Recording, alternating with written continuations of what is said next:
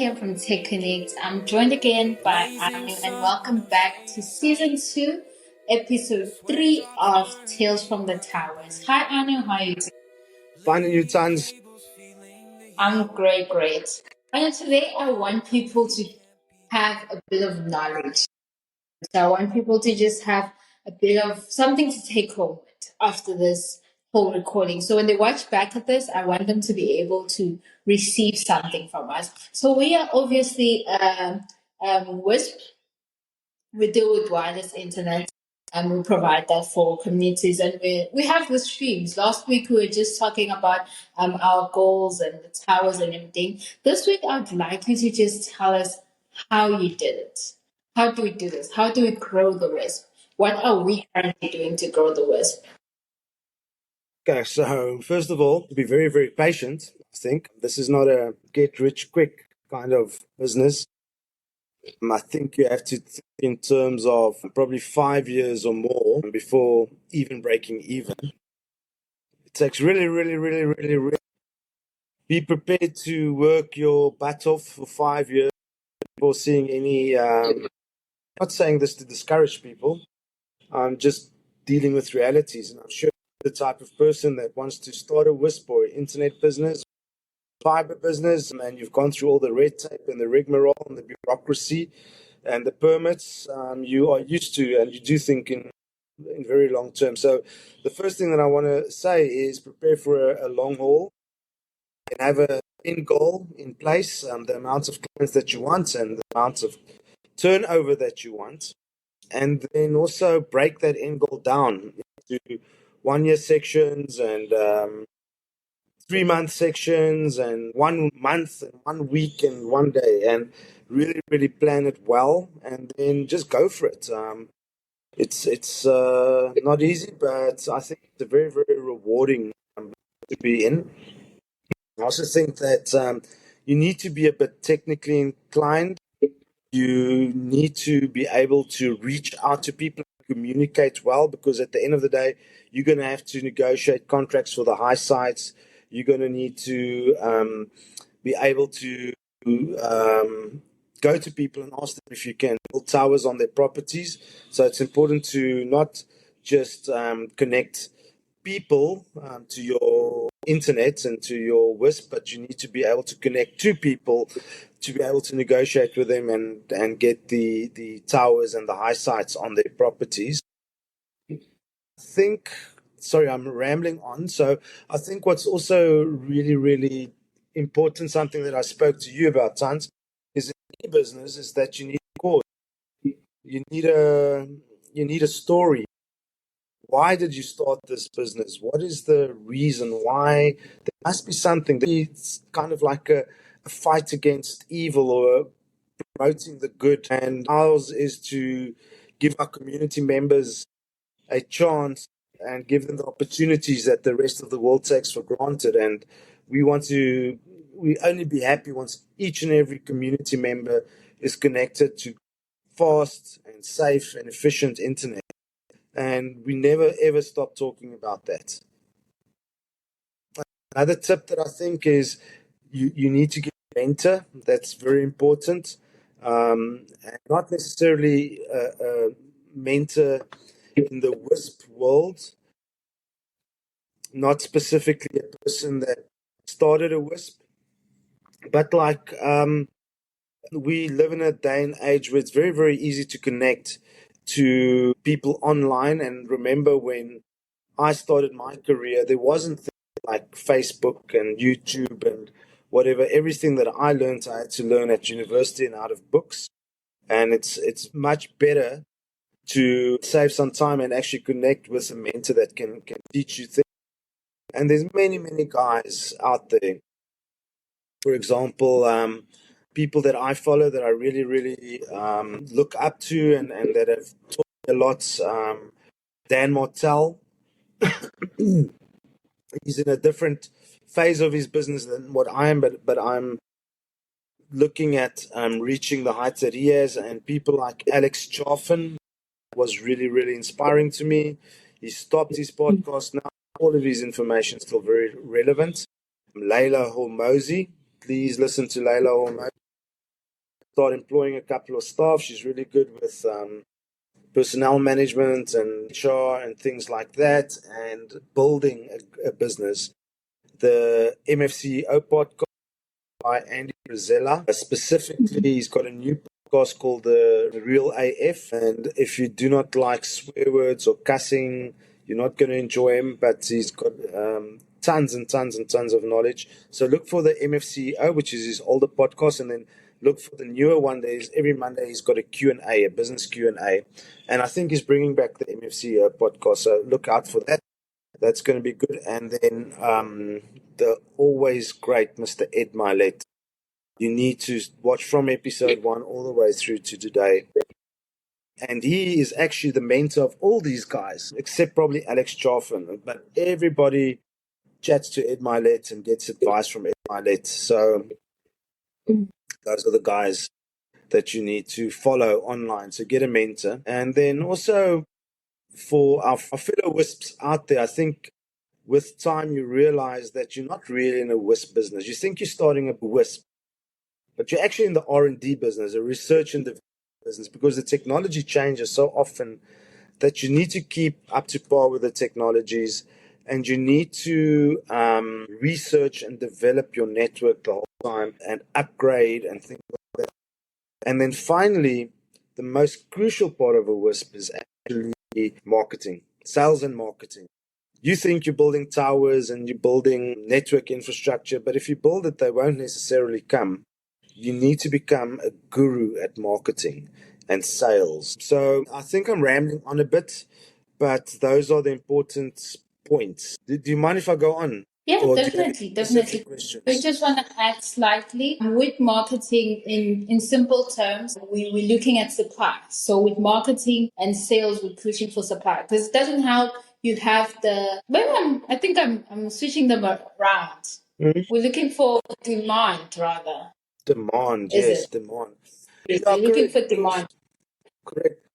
Look, you know as well as I, if we approach 100 random strangers out there, only 2 of them are going to want to buy our product. So we need a system that nurtures those leads. And that's why I'm saying this isn't an overnight success story.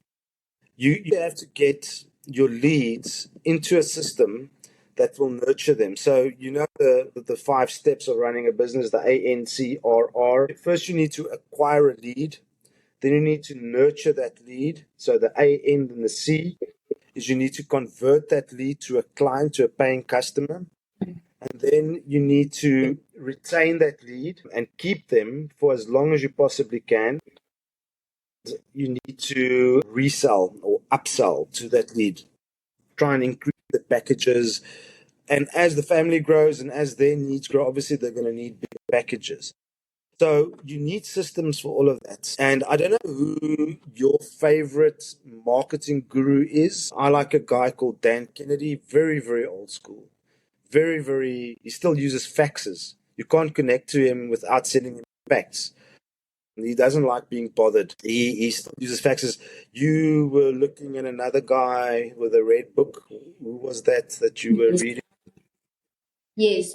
So I read a book by Subisabi, which was Sell Like Yes, Crazy, so like and crazy. he had a third way. Firstly, initially in the book, I'm going to give you a bit of background. In the book, initially, he used to watch his mom wake up every day and work these different jobs to kind of support them. And for the mother, obviously, that was the motivation was the kids. So you wake up because you have kids and you have to make it out there and you have to make means because at the end of the day, you have a family to feed. And such things push them to be like, I don't want to have to be on survival mode all the time. I want to be able to push myself. I don't want to be in survival mode all the time. And I remember he went into a certain company where you were getting paid based on sales. So he came up with the Godfather offer. So that's what he introduced later in the book. So it's an interesting read. You don't just read about marketing only, but you also understand the zeal, everything, the motivation that comes behind it. So with the Godfather offer, he's basically in simple terms just saying, make an irresistible offer. Make an offer that people cannot resist, an offer that will make someone or borrow money if it's something that they have to buy in order to get that offer. Make them an offer that they cannot resist.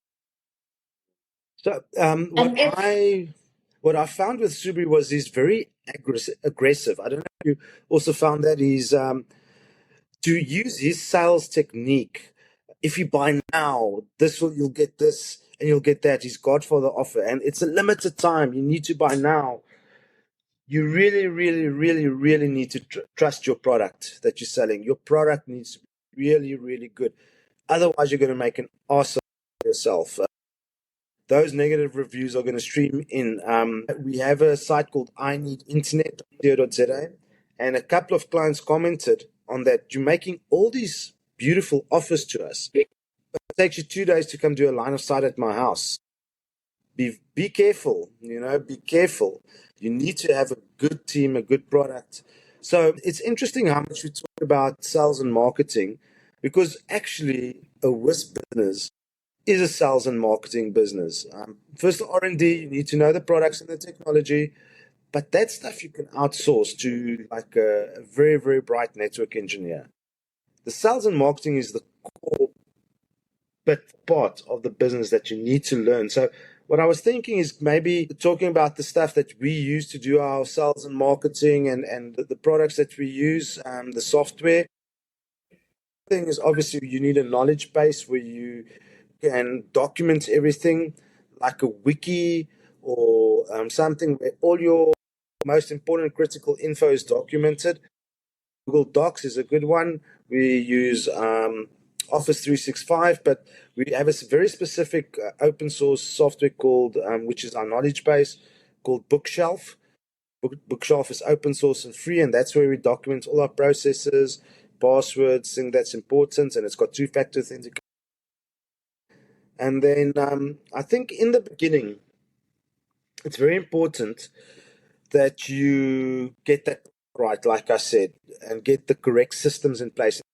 First thing that you're going to have to spend money on is a proper CRM, so that you can get all the client information into a system where you can manage your network, where you can do workflow, where you can also billing. Billing is important. You need to be able to send proper bills and on time. So for the CRM and the billing, you do Splynx and Xero. And what's nice is they integrate with each other. Another important thing that I think you kind of need to start in the beginning of your wireless ISP business is a product called FQCodeL. FQCodeL is so important for WISPs because you have issues like latency on your network and connection. So you need to optimize your wireless network. It's not a fiber network. The ping times are longer. So the FQCodeL does an excellent job of optimizing your WISP network and optimizing the throughput on the network. And our captain, Mandla Lungelu, who is the traffic cop, that's what FQCodeL does. And one of the issues that you're going to have a lot with your clients, that you're going to have many, many, many support calls on, is I'm doing a speed test and I'm not getting my speed. So you're not selling me the product that you told me that you're going to sell. And we get many, many, many queries about that, because in the background, the clients' kids are listening to TikToks or watching TikToks and watching YouTubes, and then they feel the internet is slow. They do a speed test and they only get the difference of the speed test. So they've got an 8 meg line, they're using 6, and they're only getting a 2 meg speed test. And I watched a podcast with one of the largest WISPs in Italy, 8,500 clients. And he says he uses microtic queues, and I don't care how you do it or how he does it, but he says the moment that the client does a speed test, he gets all the maximum speed on that line that he can give them. And then the WhatsApp drops and the YouTube video drops and whatever, but he gets his speed test. So you need to implement that speed test algorithm, that speed test gets the full speed. And the guy's wife in the background is, you're doing a speed test again. I can't watch my Days of Our Lives or whatever thing she's watching, but he gets his speed test. That's going to be one of the most important things that you need to figure out, is how to give a client a proper speed test, because most 80% of your calls are going to be about speed test. Get that right. And there's certain products that allow you to do that. And there's many, many FQCodeL products on the market, from open source software to Proceed, and now we've settled on Bequant specifically for the speed test. It's got an algorithm that optimizes the speed test. So we're really loving Bequant, but get your speed test right. And then in terms of so let's just quickly go through this acquisition and nurturing phase of the business. So obviously you need to acquire leads, and there's various ways of doing that. For us rural WISPs in rural areas, using Facebook search engine optimization doesn't work for us because the clients that we are targeting doesn't even have internet. They don't even have internet, so they're not looking at those Facebook ads and stuff. So we had to use a different strategy to acquire those leads. Once we got to 150 clients, we implemented a referral system where clients get a month for free if they refer a client to us. And that's worked well for us. So now they refer somebody to us, but they're still not a client, okay? So now we need to nurture, it's a lead. We need to nurture that lead through the whole process. And we do that with a program called GoHighLevel. And then GoHighLevel basically puts a client in a workflow, lead in a workflow, and the client receives WhatsApps, emails, and even SMSs. And every touch that we have with that client is things like why you should trust us. We call it the punch jab, where we educate how to use the Capitec banking app, how to do certain things on the internet, and then educate, and then ask, sign up with us. Educate, ask, sign up with us. The GoHighLevel is very, very good for that. And what's also really good about GoHighLevel is it assimilates all those support channels into one app. Facebook, WhatsApp, emails, SMSs, everything. You've got one single app on your phone. Facebook Messenger, what else is there? Instagram. Everything is on one app, and the clients can chat to us on all those on that one app. So I think that's really, really, really important. I don't know. You've been a GoHighLevel user for about a year now. Sometimes it's a bit clunky, but it does what we need. How do you feel about that? Currently, it's working pretty well. And I was actually surprised initially when I saw that you still have all the features there. So like your normal WhatsApp, a client can still send you a voice note, a client can still send you a video, a client can still send you photos. So it's not restricting anything. A client can still send you whatever through their WhatsApp, their normal WhatsApp. The only thing But I we like get to all those channels. All those channels are together. That's what I really like about one app, all the you can channels. receive an email and WhatsApp in one actually. So that's nice. No, it works really cool. And then also that nurturing campaign. Now remember, once you've got they call it drip marketing. So drips, drips, drips. And it's the industry, everybody says that you need 14 touch points with a client before they really give attention to you and start thinking about you. And the 2% that are willing to buy now, what about the other 98%? So we've noticed our signups take 6 months before the client becomes our client. So they're probably with somebody else. They don't have pain at the moment. Happy paying very expensive for the internet. The cap package that they have is working. And then month one, every week, they get a WhatsApp and an email, and they start thinking about us. And also with the marketing, it's really so you get the marketing first and then the sales. So with the marketing, it's very important to have a lead magnet. Could you maybe talk a bit about the lead magnets and Okay. So, what makes ours unique? sorry? I don't think everybody's going to use the same lead magnet as us because in other countries, they probably don't have load shedding. So they should find their own unique lead magnet. Yeah. So the point I'll obviously touch on the point first of your lead magnet. So this is what clients to sign up with you. You've already convinced your clients. So this is where the Godfather offer also comes in. You're giving them an offer that resists. So if you're giving them something that solves not only an additional problem, but it genuinely solves and accommodates whatever you're selling them, that's quite nice. Hmm. What good is internet if you buy it, but you cannot use it the minute the electricity goes off? Hmm. So with us, we sat and thought about this, and we're like, okay, let's give our clients battery packs. So we offer our clients battery packs free of charge as part of their package. And these are battery packs that are valued at 899. But because we understand that this is something that clients truly need, and this is what makes our product unique as well, we're giving. So this battery pack during load shedding, as soon as electricity goes off, it kicks. So this For our is a lead international magnet. visitors who don't understand load shedding, basically the power goes off at certain times of the day in South Africa for two Yeah, to so four we hours. just sit in the dark.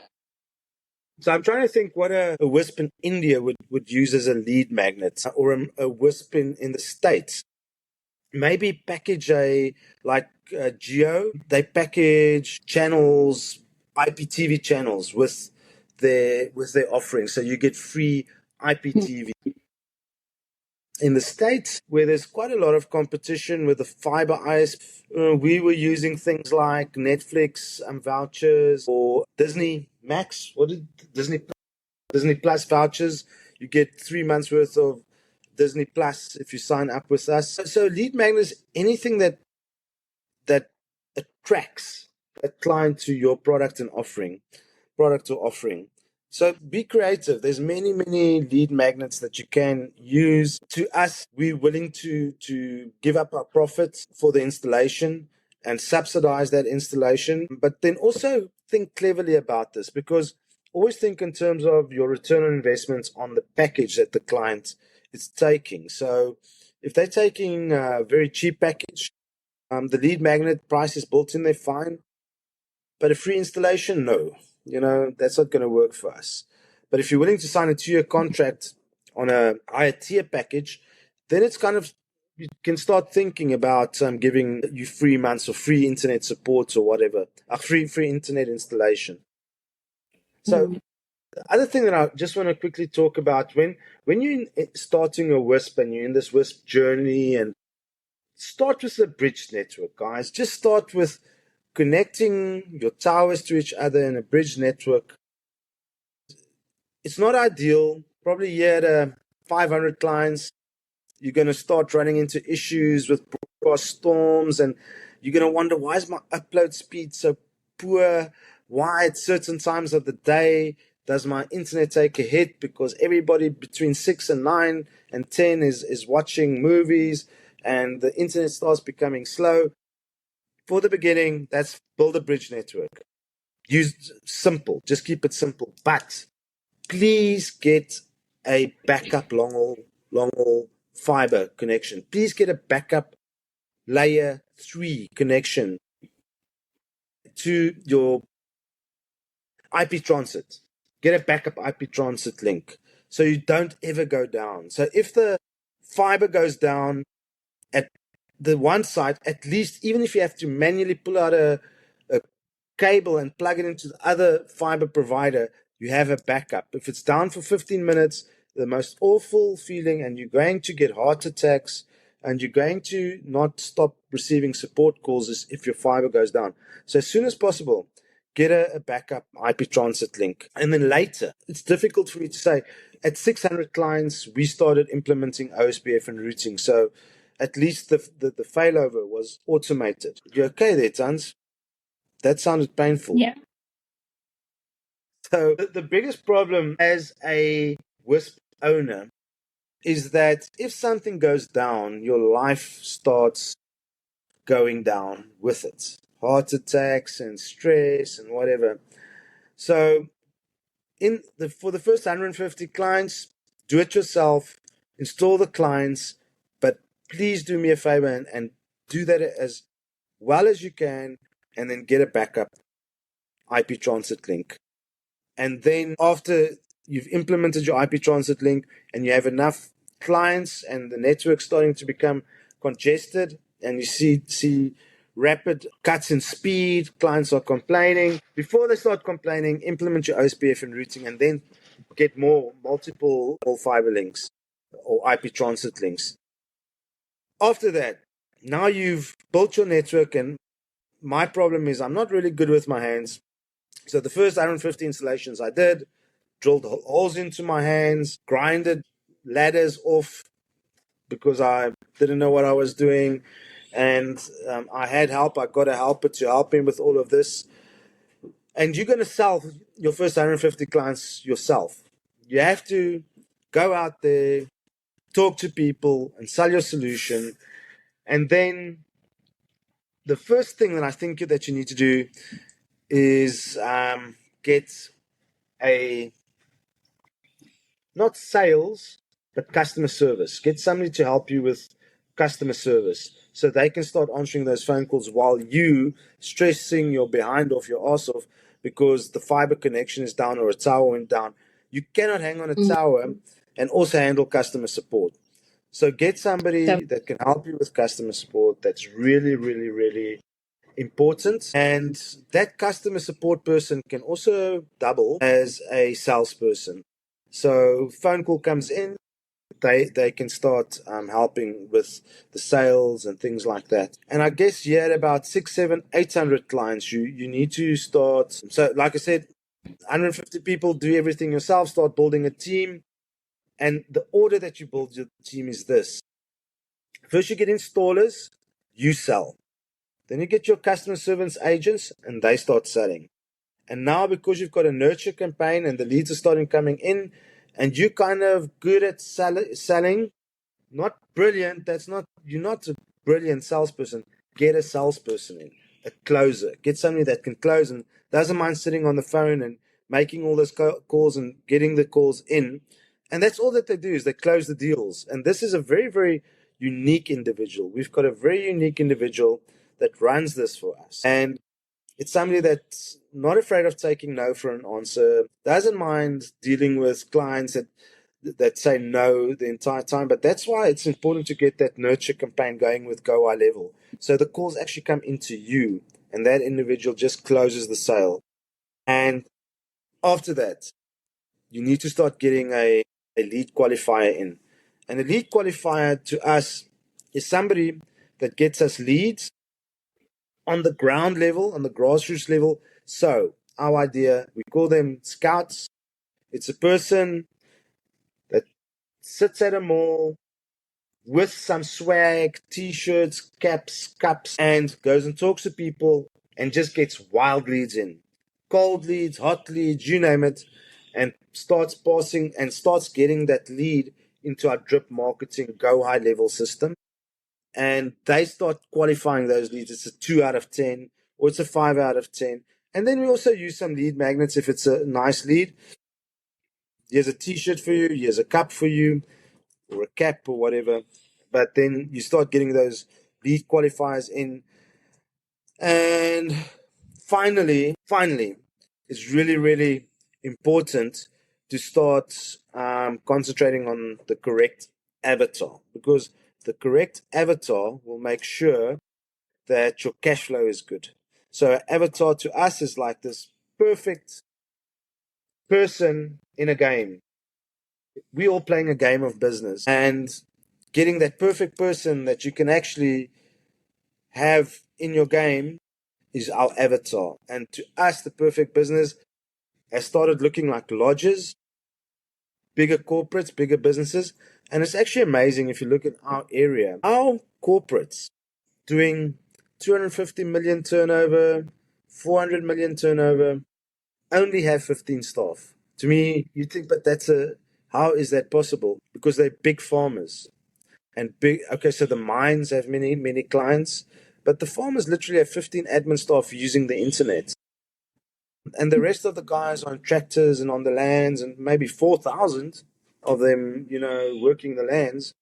But the people that use the internet is only 15 to 20 people. So the avatar that we're looking at and the guys that are willing to spend the money, and it's very important to have the clients that are willing to spend the money.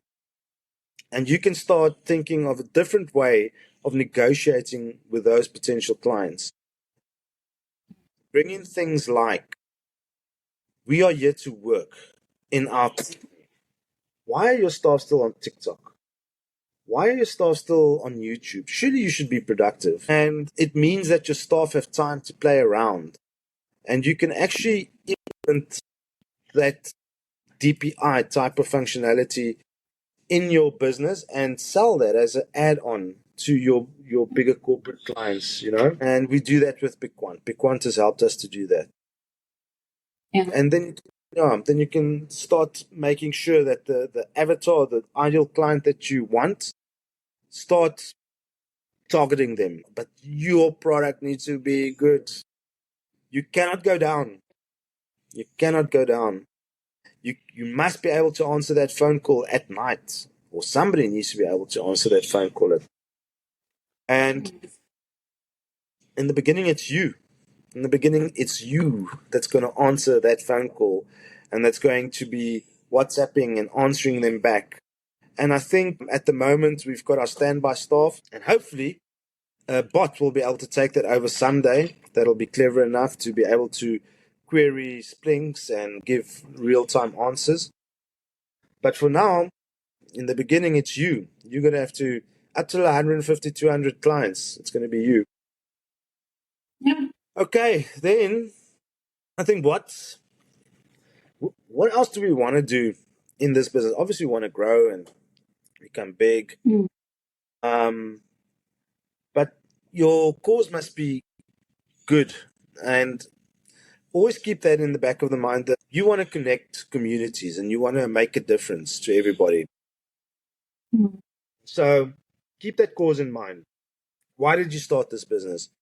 And obviously, we want to start offering larger, faster, quicker packages, even though the average client only uses 5 megs or 6 megs or 10 megs. The industry norm now is 100 meg. So we want to start using technology to get the packages bigger and started offering free installs. That's a big lead magnet. If you can start doing free installs for clients, as long as your ROI is like 2 to 3 months, once the 2 to 3 months are up and they're on a nice big package, it makes up for it. And then build your infrastructure like crazy. You need to generate demand for your product. You need to generate good word of mouth and good product market fit.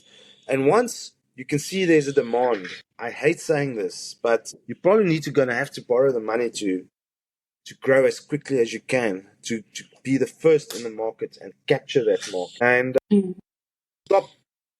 you need to leverage that growth, and organic growth is all nice and fine and great. Our goal was always, we want to do 8 installations. Then we pushed that up to 14 installations. And then we said, let's Hail Mary this and go for 20 installations a month now. And we said 45. So we're going to Hail Mary this big time and say 120 installations a month. We want to go for 120. We're on our way to do 50 installations this month.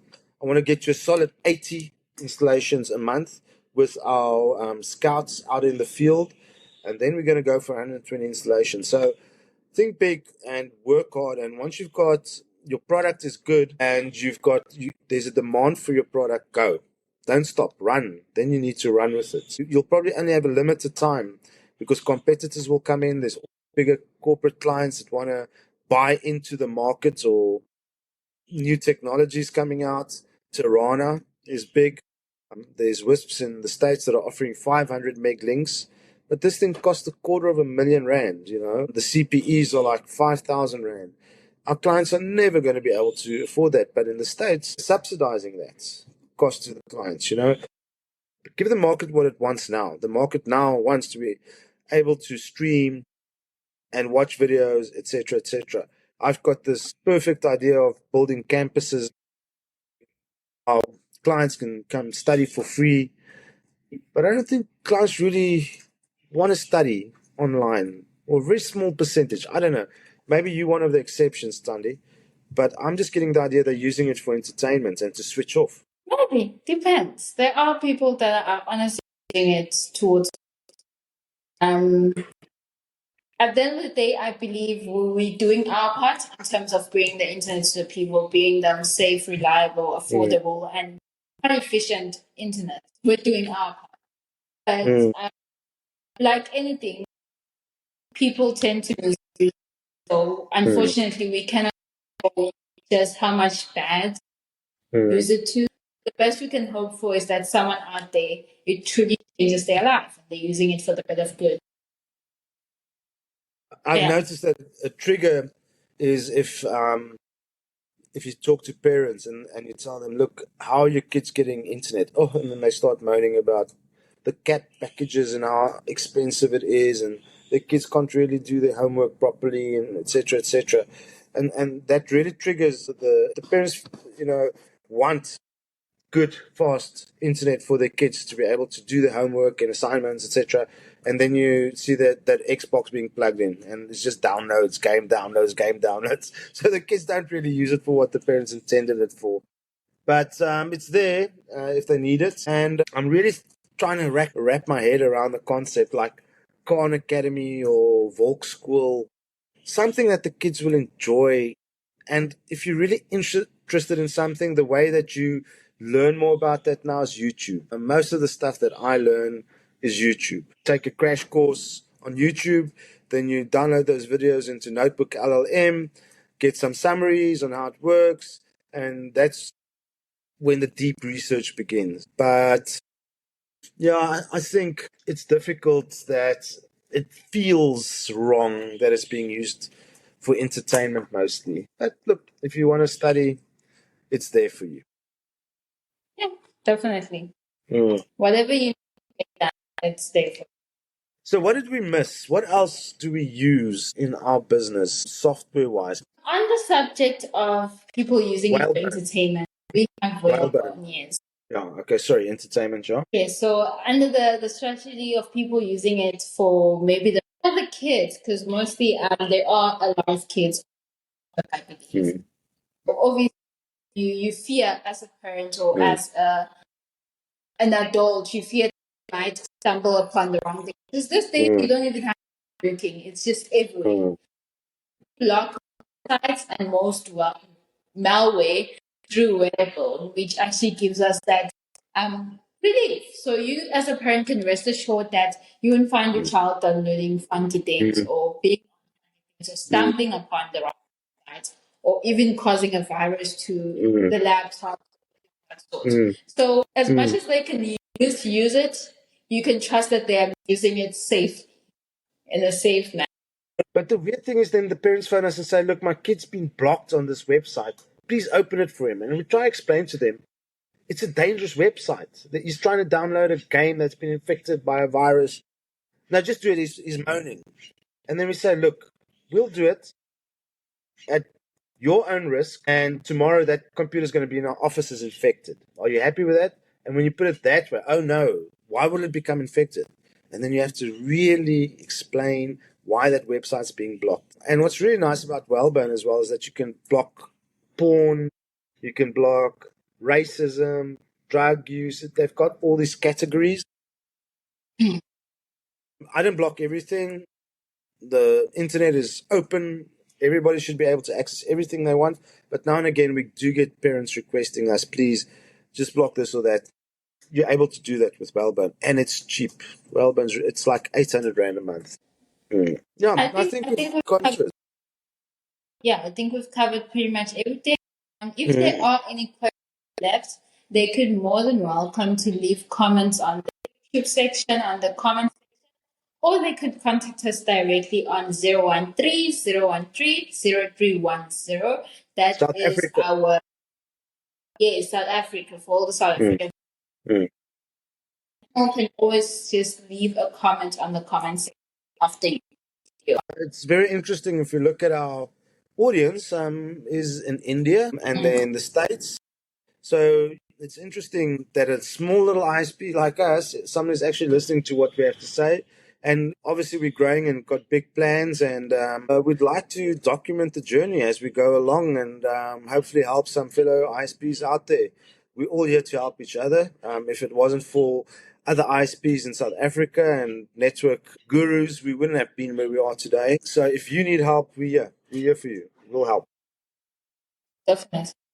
Arno, this has been a lovely chat, and I'm sure we have shared a lot of knowledge. And as I stated, if you feel like you still have questions, more than welcome to reach out to us. But thank you a lot for it. Thank you, Have a Tanee. I lovely like day. the look.